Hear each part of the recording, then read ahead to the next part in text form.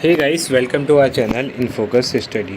सो ये video ECO 10 जो कि हमारा एलिमेंट ऑफ कॉस्टिंग है उसके लिए होने वाली है। ठीक है, इसमें हम देखो आज पहला दिन है तो हम इसमें कुछ इंपॉर्टेंट क्वेश्चन करेंगे जो कि बहुत ज़्यादा इंपॉर्टेंट है। ठीक है, ये क्वेश्चन पक्का आएंगे, इसमें से एक या दो क्वेश्चन तो पक्का आएंगे। देखो मैं आपको बता देता हूँ पेपर का स्ट्रक्चर, जैसे आपको पता होगा, नहीं पता तो बता देता हूँ। 20 मार्क्स थ्योरी होती है इसमें, बाकी 30 मार्क्स जो होते हैं इसमें प्रैक्टिकल्स होते हैं। अब 20 मार्क्स थ्योरी जो होती है फर्स्ट चैप्टर से कवर करता है 10 या 15 मार्क्स, बाकी जो मार्क्स होते हैं 10 नंबर या फिर 5 नंबर वो दूसरे चैप्टर से होते हैं। तो क्या क्या कवर होते हैं, क्या क्या क्वेश्चन आते हैं वो हम डिस्कस करने वाले हैं विद आंसर्स। ठीक है, इसमें मैं आंसर्स भी बताऊंगा विथ एक्सप्लेनेशन। ठीक है, तो आप वीडियो को शुरू से या लास्ट तक देखें ताकि आपको सारे कॉन्सेप्ट क्लियर हो जाए। ठीक है, तो पहला क्वेश्चन जो पूछा जाता है, what is cost accounting, distinguish between cost and finance accounting. ठीक है, कॉस्ट अकाउंटिंग क्या होता है और हमें डिफरेंस बताना है किसके बीच, कॉस्ट अकाउंटिंग और फाइनेंस अकाउंटिंग के बीच। ठीक है, सो इसका आंसर हम देखते हैं पहले। ये रहा, देखो cost accounting is a process of accounting for cost. ये क्या होता है, एक प्रोसेस होता है किसके लिए, कॉस्ट को अकाउंट करने के लिए, कॉस्ट को एक तरह से मैनेज करने के लिए हम कॉस्ट अकाउंटिंग करते हैं। ठीक है, सेकंड पॉइंट देखो, it provide statistical data on the basis of which future estimates में बी प्रिपेयर्ड। ठीक है, ये स्टैटिकल डाटा हमें प्रोवाइड करता है जिसकी वजह से हम क्या करते हैं, जो फ्यूचर के एस्टिमेट्स होते हैं वो प्रिपेयर करते हैं। लाइक सेलिंग प्राइस इससे फिक्स होता है। ठीक है, और मैनेजमेंट को ये हेल्प करता है। तो ये सब चीज़ें हैं। नेक्स्ट पॉइंट है हमारा, it incorporates income and expenditure. ठीक है, ये इनकम एंड एक्सपेंडिचर को क्या करता है, इनकॉर्पोरेट करता है। नेक्स्ट पॉइंट है हमारा, it involve analysis recording establishment comparison and reporting. ठीक है, तो ये सब इसमें क्या होता है, इन्वॉल्व होते हैं ये सब टर्म्स। तो ठीक है, अगर कॉस्ट अकाउंटिंग की डेफिनेशन पूछे तो आप ये सब चीज़ें लिख सकते हो जिसको आपको अच्छे नंबर मिल। देखो लिखने चाहो तो आप एक लाइन में भी लिख सकते हो, 2 लाइन में भी, लेकिन जितना कम लिखोगे वो एग्जामिनर के ऊपर उतना इफेक्ट कम पड़ेगा, क्योंकि उसको चाहिए ज़्यादा। और ज़्यादा का मतलब ये नहीं कुछ भी लिखो अच्छी चीज़ लिखो। ठीक है, तो ये आप लिख सकते हो जिससे आपको अच्छे नंबर मिले। फिर इसके ऑब्जेक्टिव क्या होते हैं, तो पहला ऑब्जेक्टिव होता है कंट्रोल कॉस्ट। जो कॉस्ट होती है उसको कंट्रोल करने के लिए हमारा मेन जो होता है कॉस्ट अकाउंटिंग किया जाता है। ठीक है, दूसरा क्या होता है, टू एनालाइज एंड क्लासीफाई। इसमें हम एनालाइज करते हैं, क्लासीफाई करते हैं चीज़ों को। फाइनेंशियल में हम क्लासीफाई नहीं करते। ठीक है, लेकिन इसमें क्या करते हैं, एनालाइज करने के बाद उसको क्लासीफाई कर देते हैं। और थर्ड पॉइंट क्या है, एसेटमेंट ऑफ कॉस्ट। ठीक है, कॉस्ट का क्या होता है, एसेटमेंट होता है। उसके बाद नेक्स्ट पॉइंट क्या है, डिटर्मिनेशन ऑफ सेलिंग प्राइस। ठीक है, एसपी मैंने लिखा है शॉर्ट फॉर्म में, इसमें हम एसपी का डिटरमाइन कर लेते हैं। क्यों, क्योंकि हम फ्यूचर एस्टिमेट्स पहले ही बता देते हैं, तो उसकी वजह से जो उसका सेलिंग प्राइस होना चाहिए वो भी हम एस्टिमेट मतलब डिटरमाइन कर लेते हैं। नेक्स्ट पॉइंट है हमारा लास्ट पॉइंट है, to identify cause of wastage. जो वेस्टेज की कॉज होती है उसको भी क्या कर लेता है, ये आइडेंटिफाई कर लेता है। ठीक है, इसके बाद क्वेश्चन आता है, डिस्कस 5 मेथड ऑफ कॉस्टिंग। देखो ये जो 5 मेथड्स ऑफ कॉस्टिंग है ये डायरेक्ट तो बहुत कम पूछता है, लेकिन ये शॉर्ट नोट्स में पूछता है। वो कैसे पूछता है मैं दिखा देता हूँ आपको क्या क्या होते हैं इसके शॉर्ट नोट्स। देखो मैं एक सिंपली ये मैं आपको चार्ट समझा देता हूँ पहले। देखो मेथड ऑफ कॉस्टिंग क्या होता है, 2 होता है। एक तो स्पेसिफिक ऑर्डर कॉस्टिंग है, कंटिन्यूअस ऑर्डर। स्पेसिफिक में क्या होता है, बस हम कोई खास ऑर्डर प्रिपेयर करते हैं। और कंटिन्यूअस में क्या होता है, हम लगातार मतलब जो ऑर्डर्स होते हैं वो प्रिपेयर करते जाते हैं। अब इसके अंदर होता है जॉब कॉस्टिंग, बैच कॉस्टिंग और कॉन्ट्रैक्ट। ये स्पेसिफिक में होता है। कंटिन्यूअस में क्या होता है, प्रोसेस, यूनिट और ऑपरेटिंग कॉस्टिंग। ठीक है, अब देखो इसमें हमें करना कौन कौन से हैं, जॉब कॉस्टिंग आता है पेपर में, बैच कभी कभी आ जाता है, कॉन्ट्रैक्ट आता है, उसके बाद प्रोसेस आता है और यूनिट आता है। ऑपरेटिंग कॉस्टिंग नहीं आता है, तो इसको हम स्किप कर सकते हैं। जैसे बता देता हूँ, ऑपरेटिंग का मतलब होता है जो ट्रांसपोर्टेशन का कॉस्ट आता है, मतलब जो इंटेंजिबल कॉस्ट होता है उसको हम ऑपरेटिंग कॉस्टिंग बोलते हैं। ठीक है, अब जॉब कॉस्टिंग क्या होता है इसको हम थोड़ा डीपली देखते हैं, क्योंकि ये 5 नंबर में आ जाता है डिफ्रेंशिएट करने वाले में, तो आप इसको अच्छे से लिखना पड़ेगा। तो देखो मैं यहाँ पे लिखा हुआ है पॉइंट्स, आप देख सकते हैं। Performed under specific instruction of individual customer. ठीक है, ये क्या होता है, परफॉर्म होता है स्पेसिफिक इंस्ट्रक्शन, मतलब किसी के इंस्ट्रक्शन पे होता है। जब कोई बोलेगा हमें कि हाँ ये चीज़ हमें चाहिए, तभी हम इसको परफॉर्म करेंगे। ठीक है, every customer has a special taste, preference, design and spending power. ठीक है, नॉट कंपेरेबल। इसमें हम कंपेयर नहीं करते हैं, क्योंकि हम एक ही मतलब एक किसी स्पेसिफिक पर्सन के लिए बनाते हैं फिर उसके बाद कुछ और बनाते हैं, तो इसमें हम कंपेयर नहीं कर सकते। नॉन रिपीटेटिव, इसमें रिपीट भी नहीं होता है जो मैंने अभी बताया। Each job has unique feature, इसको आप स्किप कर देना, ठीक है। इसमें यूनिक फीचर होते हैं सबके अपने अपने। Performed in A small duration, ये स्मॉल ड्यूरेशन का होता है क्योंकि हमें इसमें शॉर्ट टर्म के लिए मतलब ऑर्डर्स मिलते हैं, ठीक है। इन फैक्ट्री प्रीमिसेस, देखो इसमें हमेशा ज़रूरी नहीं है कि फैक्ट्री में हो, बट मोस्ट ऑफ क्या होता है फैक्ट्री में ही हो जाता है ये काम इसका। Work start after receiving the order, जो काम स्टार्ट होता है वो ऑर्डर रिसीव होने के बाद ही होता है। नेक्स्ट हमारा बैच कॉस्टिंग होता है। इसमें क्या होता है, इसमें सेम ही होता है, बस इसमें क्या होता है batch is a small number.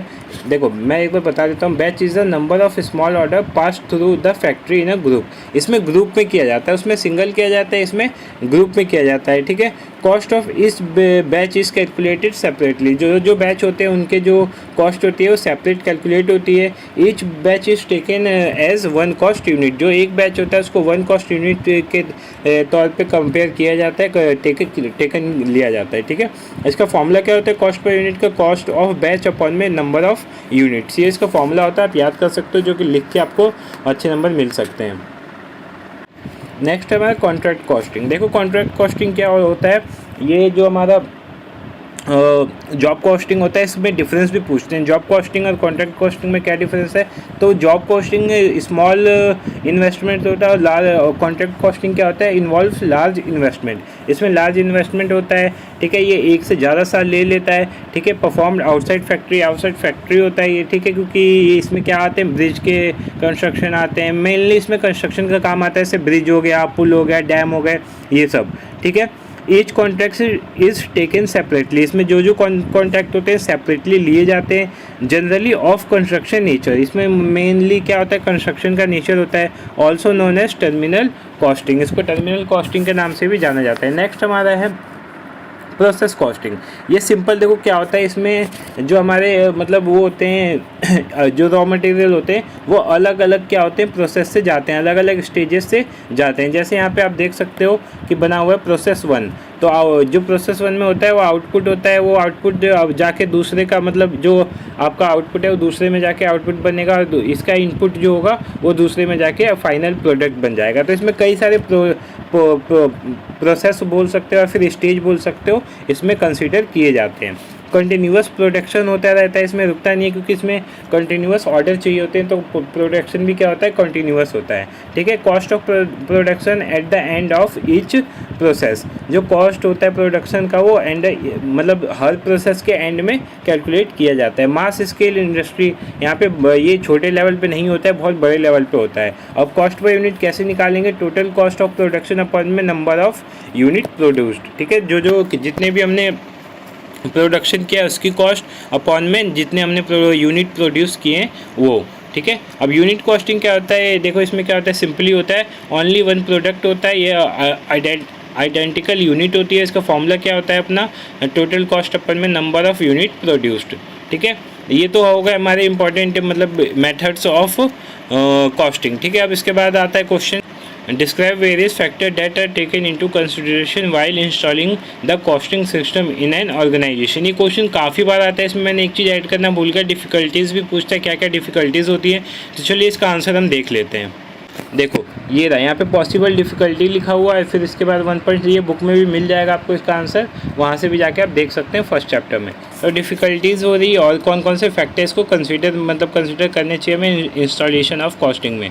तो डिफ़िकल्टीज़ देखो क्या क्या है, inadequate support from top management, जो टॉप मैनेजमेंट होता है कभी कभी इसको सपोर्ट नहीं करता, ठीक है, मतलब कुछ ऑफिसर इसको सपोर्ट नहीं करते। दूसरा क्या है, resistance from staff associated with operation of financial accounting system, ठीक है, कभी कभी रुकाव भी महसूस होता है, वो सपोर्ट नहीं आता है जो आना चाहिए इसके इंस्टॉलेशन को लेके, ठीक है। Resettlement at other level in view of additional work expected due to costing system, ठीक है, shortage of trained and qualified staff to handle the new system. ठीक है, अब देखो नया कोई भी अगर सिस्टम इंस्टॉल किया जाएगा तो उसको ट्रेन करने के लिए नए लोग चाहिए, क्योंकि अगर नए चीज़ लाओगे तो जो पुराने लोग होंगे उनको तो नॉलेज नहीं होगी ना, कुछ को हो सकती है मान लो, लेकिन सबको नहीं होगी, तो उनको ट्रेन करने के लिए क्या चाहिए, फिर नए स्टाफ चाहिए, नया ट्रेनर चाहिए, तो उसके लिए और ज़्यादा पैसे लगेंगे जो कि अच्छी बात नहीं होगी। ठीक है, हैवी कॉस्ट, इसका इंस्टॉलेशन होता है उसमें हैवी कॉस्ट भी लगती है, तो ये भी इसको क्या करते हैं, डिफ़िकल्ट बना देती है। अब कौन कौन से फैक्टर हमें ध्यान में देने चाहिए, पहला क्या है, ऑब्जेक्टिव ऑफ कॉस्टिंग सिस्टम। हमें ऑब्जेक्टिव क्या है, इसका मतलब ज़रूरी क्यों है, क्या उद्देश्य है, ये हमें ध्यान में रखना चाहिए। दूसरा नेचर ऑफ बिजनेस, जो हमारा बिजनेस है उसका नेचर ध्यान में रखना चाहिए। फिर उसके बाद क्वालिटी ऑफ मैनेजमेंट किस क्वालिटी की है, जो हमने ऊपर डिफ़िकल्टीज़ पढ़ा था उसी का सॉल्यूशन एक तरह से कि मैनेजमेंट की क्वालिटी अच्छी होनी चाहिए।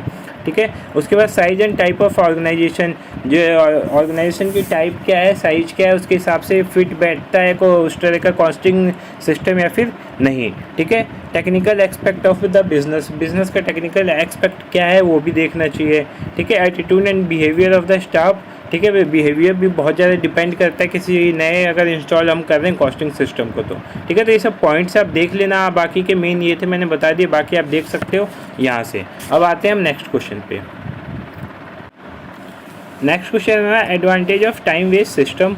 ठीक है, उसके बाद क्वेश्चन है हमारा major advantage of cost accounting to a manufacturing concern. ठीक है, देखो टाइम वेस्ट सिस्टम में एक सिस्टम होते हैं बहुत सारे, उसमें से एक क्वेश्चन यहाँ पे जो बहुत बार आता है वो मैंने मेंशन किया, बाकी क्वेश्चन मैं अगले पार्ट में ले आऊँगा जो कि कल ले आऊँगा सारी रात तक।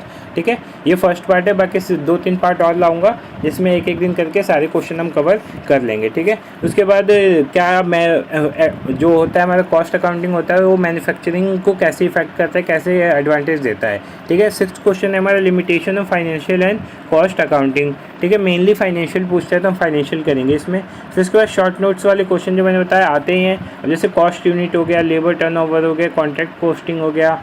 ठीक है, तो ये सब इसके शॉर्ट नोट्स भी हमें करने हैं, तो हम इस वीडियो में ये सब कर लेंगे अभी। ठीक है, सो आइए हम आंसर करते हैं। हमारे देखो कौन कौन से क्वेश्चन हो गए, फर्स्ट हो गया, सेकंड हो गया, थर्ड, बचा क्या फोर्थ, तो फोर्थ पे आते हैं हम अब। तो देखो फोर्थ क्वेश्चन है हमारा main advantage of time rate system. तो इसका आंसर आप देख लो, नोट कर लो, या तो बुक में भी मिल जाएगा आपको, पेज नंबर में बता दूंगा, पेज नंबर है इसका 62। ठीक है, 62 पेज नंबर पे आपको इसका आंसर मिल जाएगा, वहाँ आप जाके टिक कर सकते हैं। इसके डिसएडवांटेज भी होती है तो वो भी आप कर लेना। ठीक है, देखो क्या क्या होती हैं, पहला क्या है, it offer to fixed minimum wage to worker for a defined period of time. ये क्या करता है, ऑफर करता है फिक्स टाइम वेज सिस्टम। ठीक है, एक तरह से बता देता है कि हाँ तुम्हें इस टाइम के लिए इतने पैसे मिलेंगे, तो लेबर को भी कोई वो दिक्कत नहीं होती कि बाद में हमें ऐसा धोखा ना हो। ठीक है, it simplifies calculation of payable amount of wages. ये जो अमाउंट होता है वेज का वो क्या करता है, सिंप्लीफाई कर देता है पेमेंट। ठीक है, कैलकुलेशन को सिंप्लीफाई कर देता है। थर्ड पॉइंट है, it make a stable and secure return to the workers. ठीक है, ये क्या करता है, स्टेबल और सिक्योर रिटर्न कर देता है वर्कर्स के लिए। ठीक है, ताकि उनको जो रिटर्न मिले, उनको पैसे मिले, ठीक है, स्टेबल रहे। ठीक है, अगला पॉइंट क्या है, it encourage the worker to do their job with utmost quality care and efficiency and the best possible manner. देखो अब उनको टाइम से पैसा मिलेगा, रिटर्न मिलेगा, तो इनकरेज हो गई, तो अपना काम भी क्या करेंगे, अच्छे से करेंगे। ठीक है, it promote sense of equality and unity among the worker. ठीक है, अब देखो ये क्या करता है, इक्वालिटी लाता है और यूनिटी लाता है वर्कर्स, क्योंकि इनको उस वेज के हिसाब से पैसे मिलेंगे, सबको बराबर मिलेंगे, तो क्या होगा कि उनको लगेगा कि हाँ ऐसे धोखा नहीं हो रहा है, तो इक्वालिटी हो रही है और यूनिटी उनकी आपस में बनेगी, और यूनिटी से जो काम होता है वो बहुत अच्छा ही होता है। ठीक है, 6 पॉइंट आप छोड़ सकते हो, मेन 5 क्वेश्चन 5 पूछे जाते हैं तो आप 5 बता देना। उसके बाद पूछा जाता है मैन्युफैक्चरिंग कंसर्न से क्या क्या इंपॉर्टेंट्स होते हैं कॉस्टिंग के। तो देखो इसमें सिंपल सा आप हेडिंग याद कर लो, बाकी अंदर आप एक्सप्लेन इससे ज़्यादा कर सकते हो। पहले क्या है, help in cost control. Cost control में बहुत ज़्यादा हेल्प करता है। ठीक है, क्योंकि ये क्या होता है, फ्यूचर एस्टिमेट करता है, तो फ्यूचर एस्टिमेट में कॉस्ट कंट्रोल करने में हेल्प दे देता है। ठीक है, reveals profitable and non profitable activities. अब जैसे आप अगर फाइनेंशियल अकाउंटिंग में देखोगे तो उसमें बस जो मॉनेटरी टर्म्स होते हैं वही बताता है, लेकिन यहाँ पे फाइनेंशियल के साथ साथ नॉन फाइनेंशियल भी बताता है, मतलब प्रॉफिटेबल और अनप्रॉफिटेबल एक्टिविटीज़ भी बताता है। डिसीजन मेकिंग में भी हेल्प करता है, ठीक है। उसके बाद पॉलिसी बनाने में अगर डिसीजन मेक में हेल्प करेगा तो उसी डिसीजन से हम पॉलिसी बना सकते हैं, ठीक है। और फिक्सिंग इन सेलिंग प्राइस, ये हमने 2 बार पढ़ लिया कि ये सेलिंग प्राइस को फिक्स करने में क्या करता है, हेल्प करता है। उसके साथ साथ इन्वेंट्री को कंट्रोल करने में भी हेल्प करता है, ठीक है। जी आप इस जी छोड़ सकते हो, एच और आई कर सकते हो, ये ज़्यादा इजी है, ठीक है।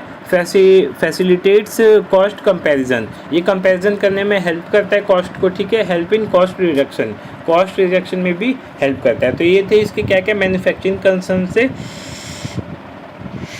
एडवांटेजेस, जो एडवांटेज हो सकते हैं मैन्युफैक्चरिंग कंसर्न को कॉस्ट अकाउंटिंग से, वो यहाँ पे मेंशन, ये प्रीवियस ईयर में क्वेश्चन आया हुआ था जून 2021 में, ठीक है। तो आप सितंबर वाला जो एग्ज़ाम हुआ था उसमें देख सकते हैं ये क्वेश्चन था, ठीक है। ये फर्स्ट चैप्टर के 2-3 क्वेश्चन थे, तो आप फर्स्ट चैप्टर का करके गए होते तो आपको कोई और चैप्टर करने की ज़रूरत नहीं होती, 20 नंबर आपके यहीं से मिल जाते हैं। उसके बाद क्वेश्चन आता है limitation of financial accounting. Limitation क्या क्या होती हैं, तो पहला होता है हिस्टोरिकल इन नेचर, ठीक है। पहला क्या होता है पॉइंट, हिस्टोरिकल इन नेचर। इसका मतलब क्या हुआ, देखो हम जब भी अगर फाइनेंशियल अकाउंटिंग करते हैं तो उसमें जो हमारा क्या बोलते हैं यार, मतलब जो भी हम कैलकुलेशन करते हैं एंड ऑफ द ईयर करते हैं, ठीक है। क्या करते हैं, एंड ऑफ द ईयर करते हैं। बट हम अगर कॉस्ट अकाउंटिंग की बात करें तो हम डेली भी कर सकते हैं, वीकली भी कर सकते हैं, मंथली भी कर सकते हैं। तो यहाँ पे जो एक तरह से जो हमारा डाटा मिलता है वो हमें हिस्टोरिकल मिलता है, एक साल का मिलता है, ठीक है। तो क्या हो जाती है, एक तरह से इसकी लिमिटेशन होती है। दूसरा क्या है, नो ऑब्जेक्टिव क्लासिफिकेशन, इसमें ऑब्जेक्टिव क्लासिफिकेशन नहीं होता है। क्यों नहीं होता, देखो इसमें जैसे क्या बोले, देखो in financial accounting expenses are not classified into direct and indirect, fixed and variable, ठीक है। सो इसमें क्या होता है, क्लासीफाई नहीं होता है, ठीक है। जैसे हम कॉस्ट अकाउंटिंग क्लासीफाई कर सकते हैं, इसमें क्लासीफाई नहीं कर सकते। थर्ड पॉइंट है हमारा no information about fixation of price, ठीक है। इसमें फिक्सेशन ऑफ प्राइस के बारे में कोई इन्फॉर्मेशन नहीं होती, but as compare to this हम कॉस्ट अकाउंटिंग में क्या कर सकते हैं, सेलिंग प्राइस को फिक्स कर सकते हैं, फ्यूचर एस्टिमेट्स कर सकते हैं अपने एक्यूरेसी के साथ, या फिर कॉस्ट का अकाउंटिंग से जो इन्फॉर्मेशन मिलती है वो फ्यूचर एस्टिमेट होती है, तो हम उससे प्राइस के एस्टिमेशन में हेल्प मिल जाती है, ठीक है। उसके बाद क्वेश्चन है हमारा, पॉइंट है हमारा fourth, no control over labour cost. इस पे कोई मतलब इसका लेबर कॉस्ट पे कोई भी कंट्रोल नहीं होता है, ठीक है। फिफ्थ पॉइंट है no system to control material cost. इसमें कोई सिस्टम नहीं होता है मटेरियल कॉस्ट को कंट्रोल करने के लिए, जो इसका एक वीक पॉइंट हो जाता है, ठीक है। फिर fail to give relevant data, ये डाटा देने में फेल हो जाता है, ठीक है। जैसे अगर हम कॉस्ट अकाउंटिंग की बात करें तो बहुत सारी इन्फॉर्मेशन दे देता है, मॉनेटरी के साथ साथ और भी सारी इन्फॉर्मेशन दे देता है, लेकिन यहाँ पे फाइनेंशियल फाइनेंशियल अकाउंटिंग नहीं दे पाता। अगला क्या है, provide information as a whole. Provide information as a whole का मतलब क्या है, ये जो भी इन्फॉर्मेशन देता है वो क्या देता है, पूरे डिपार्टमेंट की देता है, डिपार्टमेंट की नहीं, पूरे ऑर्गेनाइजेशन की देता है। लेकिन हम कॉस्ट की बात करें तो अलग अलग हम डिपार्टमेंट में जा सकते हैं, अलग अलग यूनिट में जा सकते हैं, अलग अलग बैच में जा सकते हैं, जैसा हमने मैथड्स पढ़े थे। तो ये इसकी क्या हो जाती है, वीकनेस हो जाती है, और कॉस्ट की एडवांटेज हो जाती है, ठीक है। सो ये क्वेश्चन भी हमारा कवर हो गया। अब हम आते हैं शॉर्ट नोट्स वाले। कॉस्ट सेंटर यहाँ पे नहीं था, लेकिन मैंने मेंशन कर दिया क्योंकि कॉस्ट यूनिट के साथ कॉस्ट सेंटर भी आता है।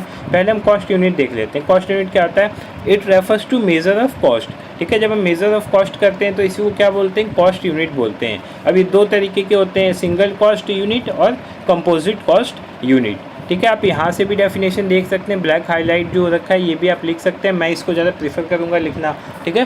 सो आप ये कर सकते हैं। अब उसके बाद दूसरा इसी में आता है कॉस्ट सेंटर। क्या होता है, देखो कॉस्ट सेंटर सिंपली क्या होता है, लोकेशन बोल सकते हो, पर्सन या फिर आइटम ऑफ इक्विपमेंट, इनके ग्रुप को बोलते हैं, for which cost may be ascertained and used for the purpose of cost control, ठीक है। कॉस्ट कंट्रोल के पर्पस से इसको किया जाता है। अब इसमें देखो लोकेशन का मतलब क्या है, फैक्ट्री हो सकता है, ऑफिस हो सकता है, वेयर हाउस हो सकता है, स्टोर हो सकता है, सेल्स डिपार्ट हो सकता है। पर्सन में क्या हो सकता है, फोरमैन, सेल्समैन, कस्टमर, ठीक है। इक्विपमेंट में क्या होता है, मशीनरी, कार, ट्रक, क्रेन, ये सब हो सकते हैं। तो ये इजी पॉइंट था, आप इसको करके जा सकते हैं। कॉस्ट यूनिट मैंने बता दिया, ठीक है। सो ये वीडियो यहीं पे एंड होती है। होप सो आपको वीडियो अच्छी लगी। वीडियो अच्छी लगी तो वीडियो को लाइक करना, चैनल को सब्सक्राइब कर देना for other information, thank you so much.